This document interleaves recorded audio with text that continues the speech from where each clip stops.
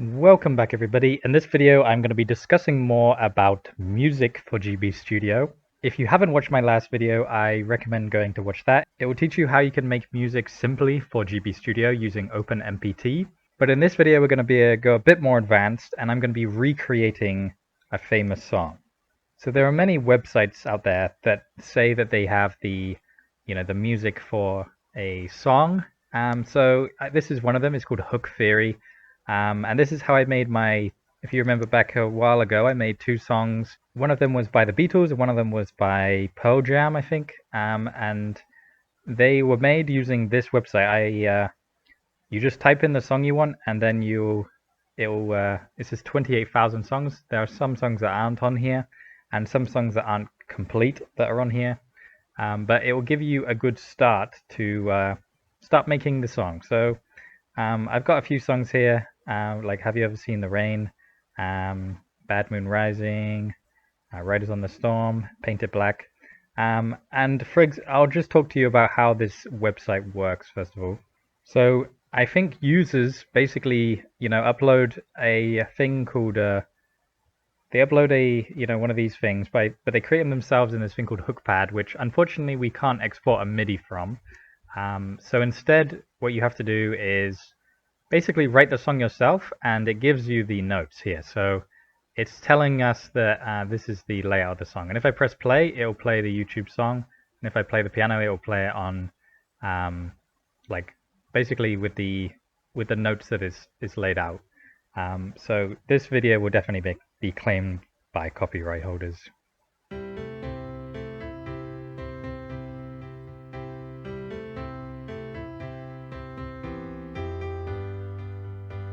So that's the piano version, which is kind of what we will be extracting from this.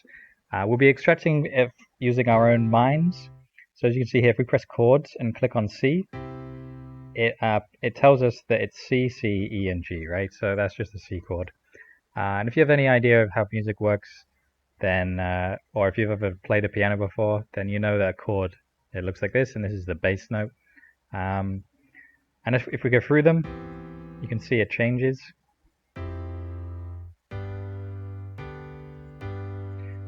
And what we're going to do is we're going to look at this and say, we want G, B, D, and to create the chord, or we just want the bass note of the G. And we're gonna go into here, into OpenMPT, and we're gonna basically write these down. This can be quite time consuming, obviously, but once you've got, the verse or whatever down, it's basically copy and paste, and it becomes a more creative aspect once you've got the foundation down of, how we're gonna use these four channels. Obviously, this one will be the percussion. Often I use this as the bass note because it can't have much fluctuation in volume. And arguably the instruments it has sound better for bass. And then these two will be obviously the supporting chords or the melody. So the great thing about this website is it tells you the complexity of the song. So if we look here, the blue is an average song, and then this is what this song is suggested that it is. And if you look at this, it kind of is what it suggests. For example, there's two, bits, and there's a lot of different chords. So you'd think that the melodic complexity and the novelty is quite high. So yeah, this kind of is representative. If we go on a different song, we have a look at this. It's a bit simpler chords. So if we have a look, yes, it's much simpler. If we go Riders on the Storm, then it's you can see how it changes. And this one, it doesn't break up into chorus and verse because it's kind of a weird song in the way it just goes around in circles. And then Paint It Black has 3 different sections, and it suggests that the complexity is like this. Looking at these things, you can probably guess which one we should start with. This one definitely is the simplest. And I suggest if you're doing this for the first time, if you're creating a song, recreating a song is definitely a great way to start. If you're writing a piece of music for the Game Boy, it's often easier to write it in real life first, and then annotate it into these things. So if you play guitar, if you play piano, then write a simple song on that, because it's much easier to experiment in real life than it is to experiment in your tracker. And if you don't have any musical knowledge, you can always use this one motion chord player, which I introduced to you ages ago, and I was in the last video, where you can easily see the chords in a key and then play around with them and see how they sound.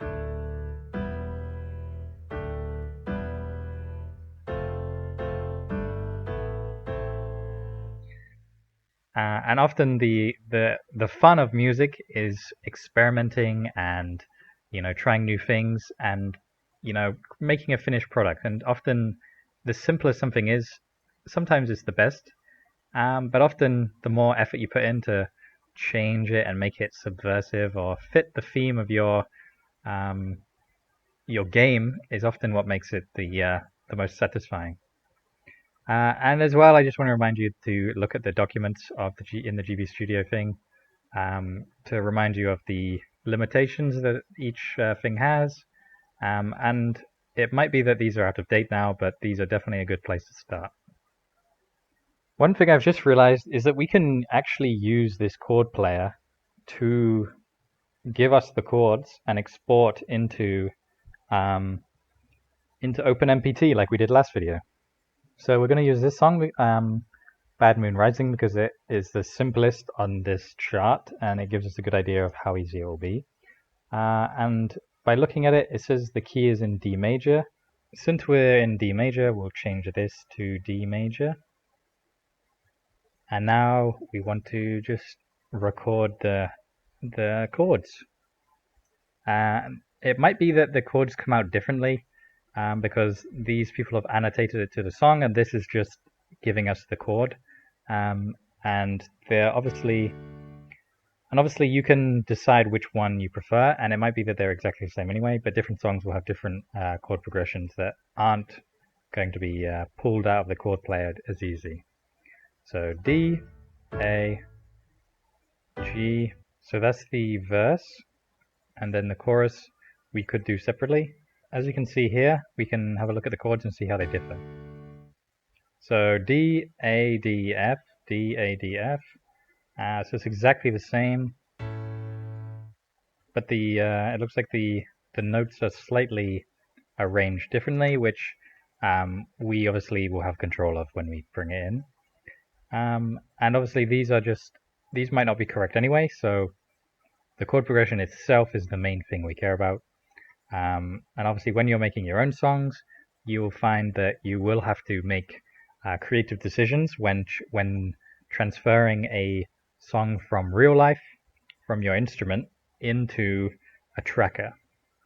I want to change all the duration to 1, because when you see I've put it in here, and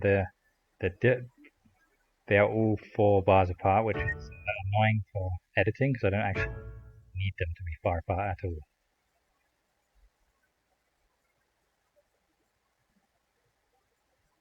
Okay, so here we go. They're much better spaced now. I need to remember that this is the lowest note. This is the bass note on this line.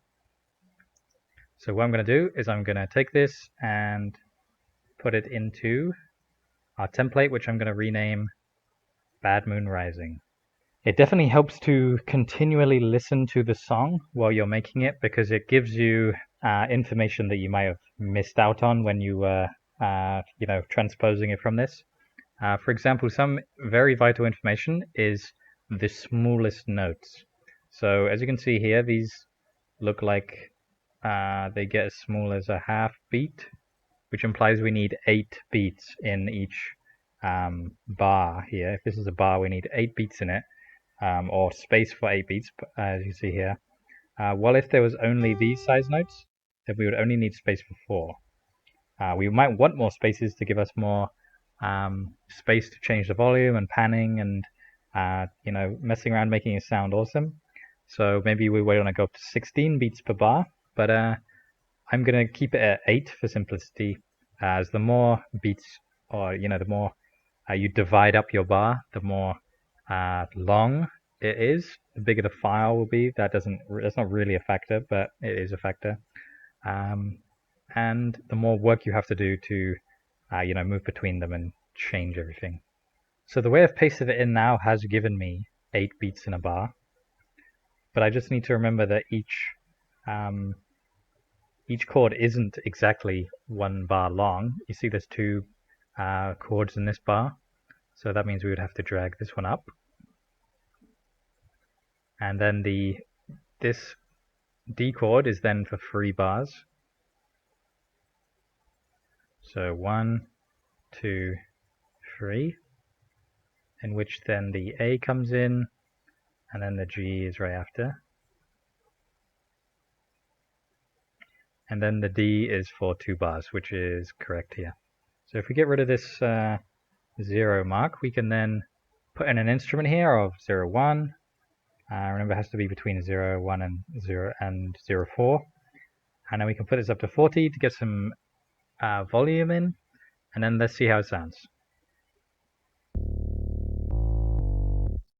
already it's too deep. Remember, we have to have a C3 value as the lowest. Fantastic. So that is the bass note done, and arguably next we can kind of forget about the rest of the chord because the melody is the next important part. You might want to disregard what I said last time about this layer, this channel being best for the bass, because the 0, 1 sounded very good, and last time when I was testing the instrument 11 and instrument 15, which I think are the best sounds in this channel, it didn't sound that good as bass. So arguably you want to make the most of your bass because it is the underlying tone, and maybe add some flair and stuff to it to make it really make your song pop, because there's not much else you can do to make your song sound great, given you only have 3 channels, and one of them will be the melody, one of them will be the bass, and the others will be the chord, which is kind of an addition to the bass. This could be rhythm chord, if you listen, then you can hear like the rhythm. Which is probably possible, but it might not be that helpful and might cloud the song, depending on how loud it is and how intrusive it is. So if we look here, we can easily plot out the notes for the melody. I'm going to have the melody on this 3rd channel, and I'm going to have it on a 11 value, and I'm going to set the volume to 30. No, channel 3 only has 10, 20, and 30, so I'll put it to 30. I'll put it to 20, and then see how it goes. I might have to put it into this to really get the most out of it and have this as the rhythm. But that's just how it goes, so we'll see. So back to the notes. We're going to have the F sharp. So remember your keyboard is the keyboard. And once you've put a note in, you probably want to put it up. So now, obviously, we could listen to the song over and over again, but I'm just going to plop these notes in where I think they should go. So let's just hear that. And then hear the actual song. So let's imagine his voice singing I See, and then we obviously need to make sure we cut down this value. But this is the kind of finagling that you can do once you, if you've got the basis in and you know that you've got enough space to do this and stuff. So it's good to, back and forth between how you see the song in the end and how it is right now. Okay, so we just made it go did rather than did. So let's continue on this path. Okay, I'm back, and I took this one and I basically duplicated it to go here, and I changed.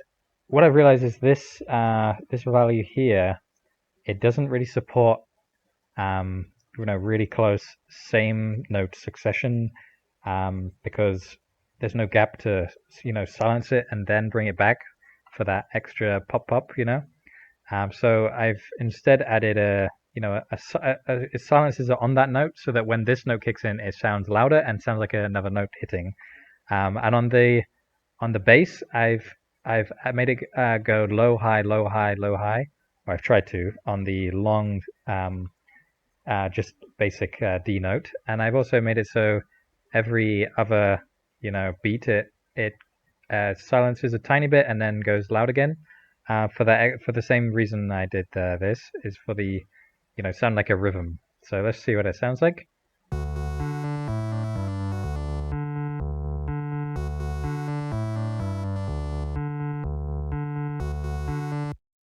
I'll just silence this so you can hear this on its own.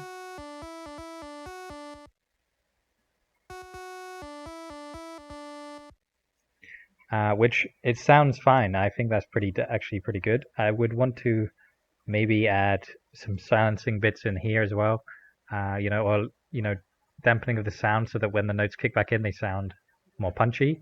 And I also maybe would want to lower this to like a 20 or maybe even a 10 or maybe even silent to give it extra punch as well when it's coming in and out. And it would be a good idea if we knew the BPM as well. So it suggested that the BPM is 179, but you could also half beat it at 90 BPM. So if we have a look at this chart, this is also a good thing to look at to understand that we are working with something that is not exact. The BPM in the tracker in here is different than it is in game. And that's just a quirk of how it works. So 180 BPM in game doesn't really exist, but we could double that to 300 and play it at half speed, which would be FO3. So let's see if this is the right speed, and if it's not, then we may have to go back in and spread out these things by a half, which would give us the extra space we need on this note. And if that's the case, then that's fine. And we will see how it goes. And that is definitely the case. I'm going to have to take it from here and cut it and then paste it into here. And then I'll have to go through, and every layer I'll have to move down by one so that we give our song breathing room. And I'll do that quickly and then get back to you and show you the effect it has. Okay, so because we've increased the BPM by double, and we've also doubled the space between each note, technically the BPM hasn't changed, but it's given us more space to put things how we want them. So in the second part, I can actually put this bit here, maybe even a 0, and hopefully that sounds half decent. I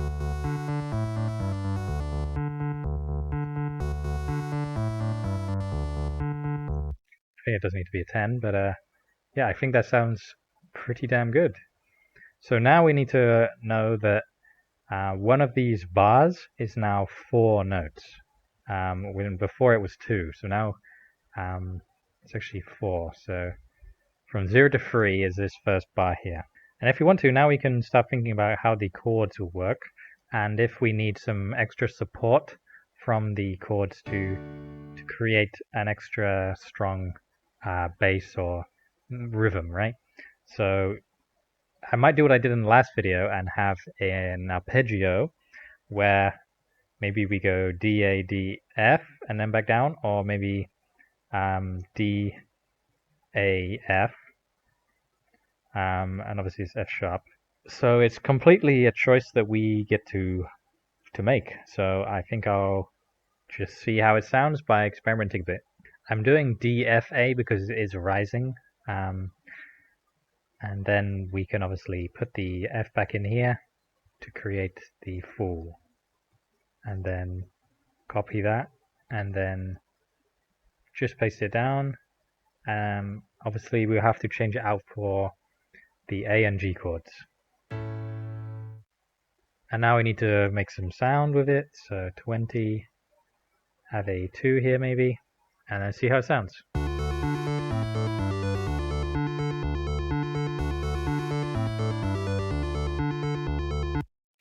I mean, it sounds like a space song now because of the instrument. So if we put 0, 3 and change this to a 10, then maybe it'll sink in better.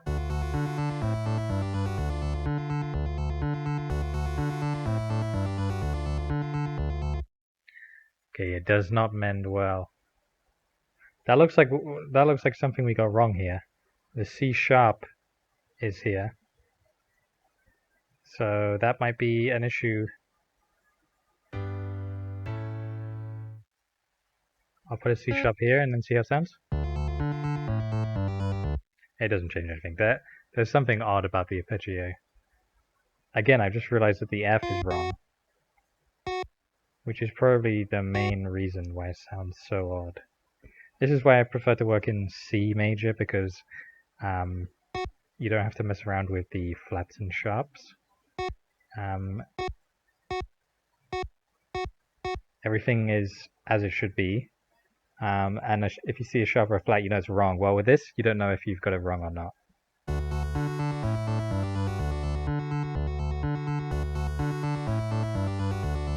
That actually sounds fine now. So it was. I feel so stupid, but when you're making music, you need to make sure you're using the right notes in the key, and obviously, having some musical knowledge, or at least looking at this properly, is very useful.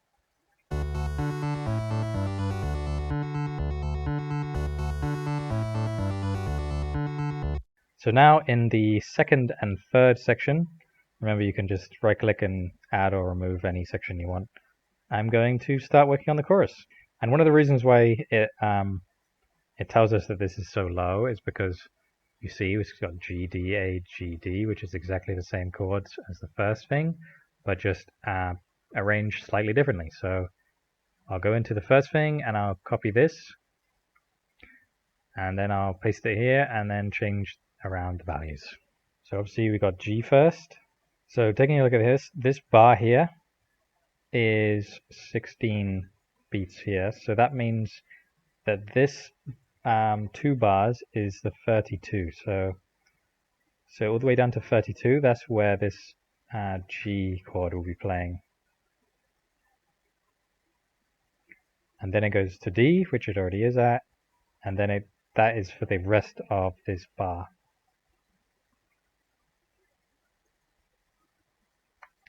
And I'll do what I did last time with the 4s. And then that is the bass line done for the first half. And then for the second half, we need to copy this again, paste that there, and then we need to think there's A, G, D. And remember that 1 bar is 16 beats, so that's 1, and that's 16.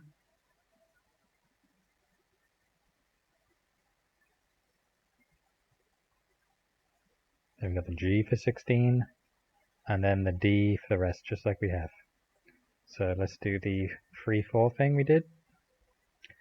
And then that's that bass line done. And I'm going to do the melody again. But first, let's see how this sounds.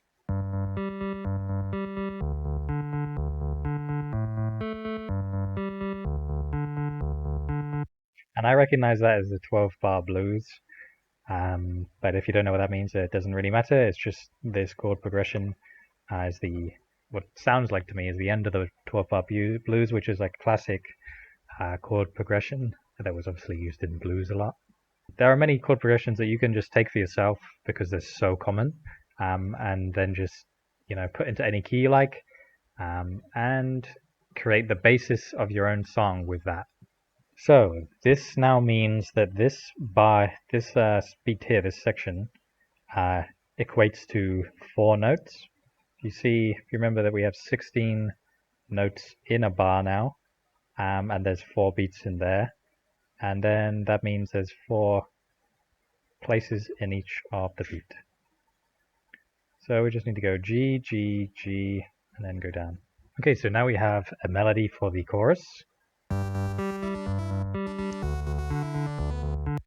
But it's just the first half currently. I'll do the second half, and then I need to add this channel, some data into this, and then we can finish up. Okay, so I finished the track. As you can see, if I pop through all these, I've put an 8 next to all of these. I've put this number because it stands out the most as it cuts through the track. And I will need to do a proper mixing, like fixing the volumes and stuff, if I was to make this into a final actual piece. But for now, it's very good. As you can see, I've copied and pasted the arpeggios from the first 2 sections into this section at the right chords, and the drums are throughout the track. And so Before I let you listen to this, as you can see, I've put it into GV Studio for you to hear it properly. I'll just thank my patrons. I'll put them up on screen right now. Thank you so much to you guys. Remember to like the video if you like the video, subscribe if you haven't already, and I hope you enjoyed this one, and I'll see you in the next one.